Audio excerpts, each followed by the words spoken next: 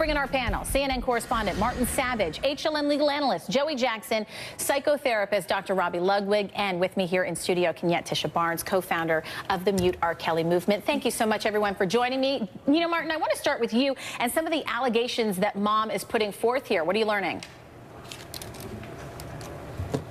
I'm sorry, Lynn, were you talking to me? I lost IFB right at that moment. This is what we know so far when it comes to the family of Joycelyn Savage. This is the young girl who their family believes that she's been, well, to use their words, brainwashed by R. Kelly.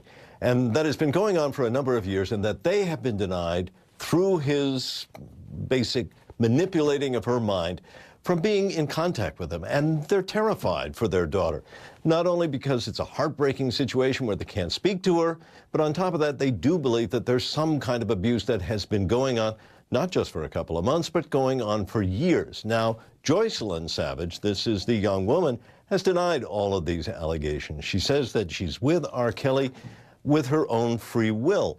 However, the family says, well, look, if this is truly a mutual loving relationship, why can't they talk to her? Why can't they have access to her? Why can't they be a family with her and with R. Kelly? And so this is what they've been pleading for. Last week, they were led to be believed, apparently by someone with R. Kelly's group, that they would be allowed to either talk and see their daughter without R. Kelly being present. This is something they've wanted for a long time. It was supposed to happen either today or tomorrow. But they say once the initial contact was made, they haven't heard from R. Kelly's representatives at all. They believe it's just another of many lies that they've been fed.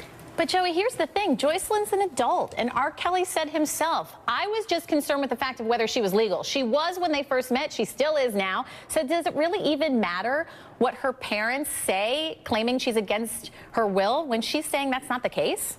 Yeah, you know, it's a great question, Lynn. You know, of course, it matters in as much as you always want to see family reunification. You want to see a family who obviously loves their daughter, who has reached out to their daughter, have that daughter contact her in some way. If R. Kelly could facilitate and otherwise make that possible, it would be a lovely thing. But to your original point in terms of it mattering legally, the significance is, as you mentioned, she's an adult. And as an adult, you know, there are things that we may disagree with other adults do. You know, when you have adult children, there are things that they may want to do that you say, look, it's wrong. You need to do it an alternate way. You need to look at it from another perspective. It's her decision. And so while I certainly am with the family in terms of if R. Kelly can make it happen, please do. I think it'd be a great thing. But if she does not want to see it happen, it will not happen. And legally, there is not much, if anything, they can do about that. And sadly, Robbie, we know it's possible to be in an abusive relationship and be brainwashed. What does that look like? And how do family members reach their loved ones if they have been? Well, it certainly can happen, and we see that with abusive relationships where there's an alienation that goes on. And so the powerful person in a relationship can somehow turn their partner against their family, but probably there's a difficult history that happened with that family member anyway. Sometimes families can feel toxic. Sometimes adult children rebel in a way and need to establish their own independence. So we certainly can see that happening even in adult relationships with women. Women want to please their partners, and if they're very naive, sometimes they place all the power in their partner's hands, believing this is the proper way to be loved in the right kind of way. But I agree with Joey that R. Kelly should certainly be encouraging that Joycelyn meet with her parents and at least have a sit-down one-to-one so that they can be comforted. Yeah, and you know, Kenyette, part of the problem here, mom says when she has talked to her daughter, these phone calls sound very scripted, like someone's telling her what to say. What do you make of that? I think that it's absolutely correct. I mean, the attorney for the Savage family happens to also be the legal counsel for Mute R. Kelly, Attorney Gerald Griggs. And on several occasions, he has made that claim that these calls seem scripted and the responses seem scripted. And it also appears as if they're being coached what to say. And I do want to go back to a few things that were said earlier. One, We have to become aware of the term grooming. When we talk about the fact that R. Kelly made sure they were of age, that was not because, in my opinion, he doesn't have a predilection for young girls. It's that he doesn't want to face legal consequences. So we also have to recognize, in the case of Azriel Clary, she was 17 years old. There was a grooming process that happened, and then after she turned 18 was when he sort of took her away. So yes, I do believe that there is a great deal of manipulation there. There's a great deal of coercion there. There's a great deal of grooming there. And I believe that we cannot discount that in the greater continuum of what's happening here. And while what R. Kelly is doing, at least with Joycelyn, is legal, she is of age, the big question, Joey, becomes, is that the case in other situations? There's this third alleged sex tape. A man represented by Gloria Allred says he found these VHS tapes. Oops, what's that? It's R. Kelly engaging in sex acts, he says, with a minor. But he points out it just looks like R. Kelly. Is that enough?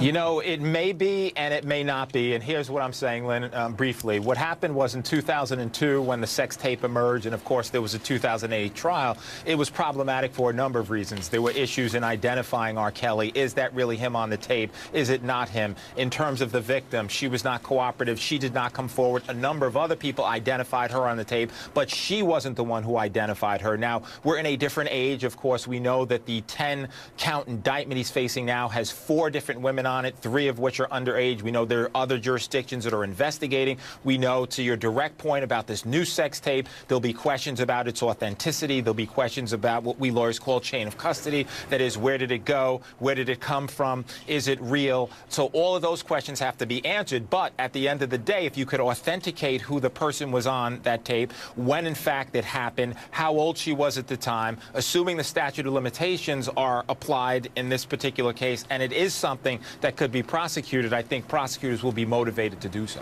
And Marty, it seems like every single day there's something new that comes out with this. May I have one? Yeah. Okay, go ahead. A few things, and I recognize that we're here talking about what's happening, but I just want to be clear, this is not a sex tape. When we're talking about sex tapes, we're talking about consensual sex between adults who... You make a great point. ...who consent to that. This is a child. This is a child that is being sexually assaulting on tape. This is a tape of abuse, and I just really want to make sure that we are clear with language, because in this space, language matters. I think you make an excellent point, and a lot of times many of these headlines get blended together, of course, because he has relationships with women who are of age. Thank you for pointing that out, Martin. I do want to go back to you real quick. When we talk about the developments every single day, something new comes out. What are we expecting next?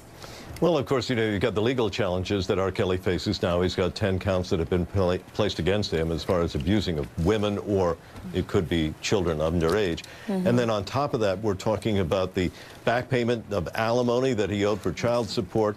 That was just paid for over the weekend. So he's been jailed twice now in the past couple of weeks.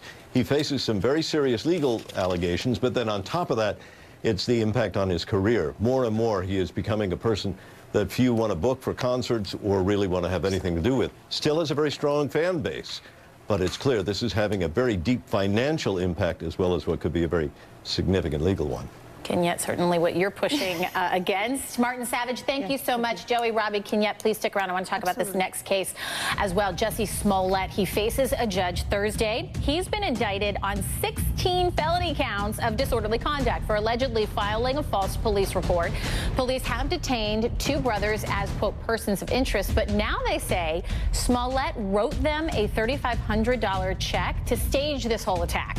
Today, their attorney was on ABC's Good Morning America. Watch. What I can tell you right now is the tremendous regret that they have over their involvement in this situation. And I think once Mark Garagos and everyone else starts looking into this situation, they're going to see really that my clients were just taking advantage of someone that they trusted. So back with me, Kenyette. Thank you for that. Also, HLN legal analyst Joey Jackson and psychotherapist Dr. Robi Ludwig. Joey, I want to start with you because 16 counts. Can you break down for us why so many?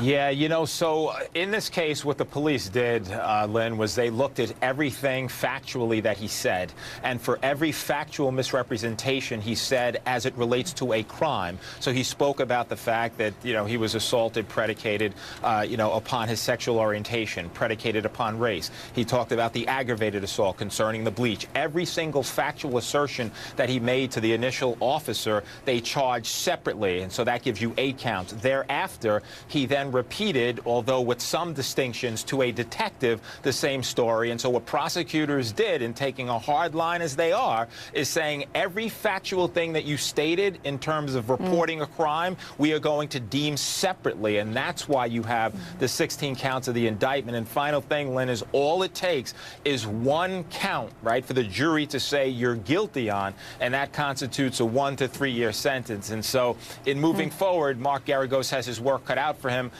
You know, I'm one that tends to believe, of course, innocent until proven guilty, but if the facts are as they purport to be, there's a lot to be said for getting this resolved in an early way, because it goes to the issue of acceptance of responsibility and remorse in the event that he is in fact guilty. And, you know, we don't know, but the evidence certainly seems to be mounting in a very compelling way.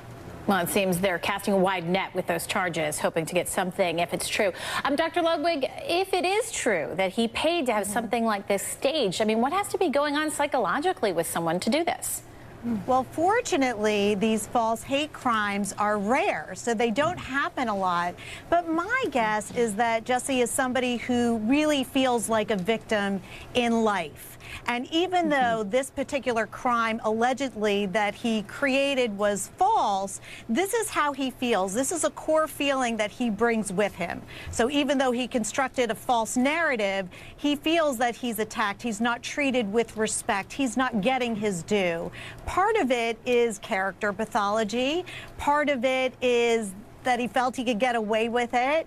But I do think he is telling the story of his life in the sense that he feels that whatever he's getting in life does not match what he deserves to have in life, and therein lies the problem. Interesting. And yet, you know, there's been such a swift reaction, as you've led it, to mute R. Kelly. Do you think that Jesse's team or fans should be doing the same, saying, get him off TV? I think there definitely needs to be some degree of accountability in a public way. And I want to be really clear.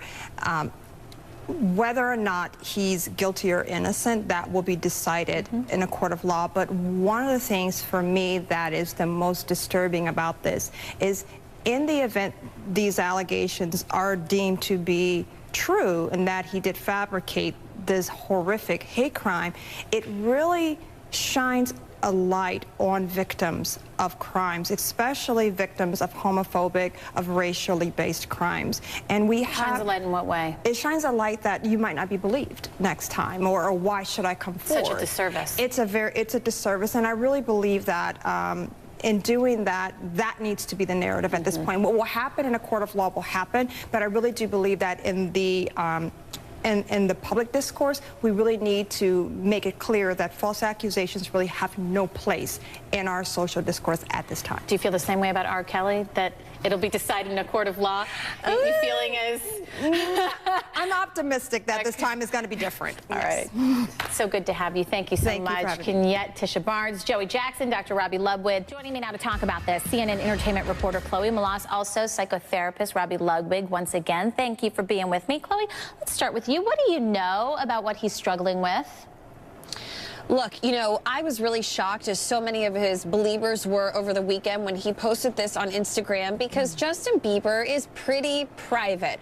We do know in a recent Vogue interview that he did with his wife, Hailey Bieber, you know, formerly Hailey Baldwin, in February, Lynn, that he has been in and out of rehab. He has struggled with depression before, and that he recently completed about a week at this like emotional healing center. But he actually said that he left early because he wasn't really happy with the way that it was going. And we know that he has been overworked at times, that he has kind of like lit that candle, burned that candle at both ends when he's traveling the world. And we've seen him cancel concerts at his last Purpose tour. In 2017, he canceled the final 14 concerts because he said that he was really struggling. So it's not the first time that we've heard him talk about his emotional issues, but this was very candid, and I was surprised to see this. Also important that we say celebrities are not perfect. No matter how much money they have, no matter how much success that they have, Dr. Ludwig, there are mental health issues. And we have seen people like Pete Davidson send out these calls for help, saying, I need your prayers, I need your help. How can people around Justin Bieber answer that call for help? Well, I think it's, and welcome back, by the way. It's so good to see you. I think it's wonderful. People like Justin Bieber, high-profile rock stars, are admitting that they're struggling with mental health issues. It's far more common than people realize. And anytime somebody who is high-profile admits they have an issue, then it really allows the people around them to make the proper interventions, to reduce the shame that very often is associated with struggling with depression and anxiety, and allow mental health professionals to make that intervention, whether it's medication, whether it's talk therapy, whether it's asking for support from dear friends. That's something that's really important to do. And when we see famous people that we respect and admire being able to do that, it really helps the rest of the population to do that as well. Yeah, and you know, Chloe, we kind of thought that he was in a good place in his life, a seemingly great marriage from the beginning, but you're pointing out they're in counseling? Yeah, so they are in couples counseling. They spoke about that in Vogue. I mean, Justin Bieber has been famous since he was 13. So really, the majority of his life, he has been in the public eye, and he has really struggled with that. Scooter Braun, his manager, who discovered him on YouTube when he was just like 12 years old, has said in the past that he has been worried about Justin Bieber from time to time. Justin also spoke in this article. Again, it was just last month in Vogue. If you haven't read it, I strongly recommend that you do. He got really candid. He said that he was very promiscuous at one point, that he was taking Xanax and trying to kind of calm his pain with prescription drugs and with alcohol. You know, it's sad to see this with celebrities, but it is really beneficial, like you and Robbie said, for him to talk about these issues so that we can pray for him and so that fans can rally around him. But again, I don't know if he's going to go to rehab, but it sounds like maybe he should. And again, he just got married to Haley Baldwin. So this is also like all these big life changes going on. So it's going to be interesting to see what those next steps are. And as far as what it means for everybody at home, it's, you know, if you know someone that is suffering from mental illness, reach out. As Dr. Ludwig points out, reach out to them, get them the help that they need. Chloe, Robbie, thank you so much. Good to have you. Thank you.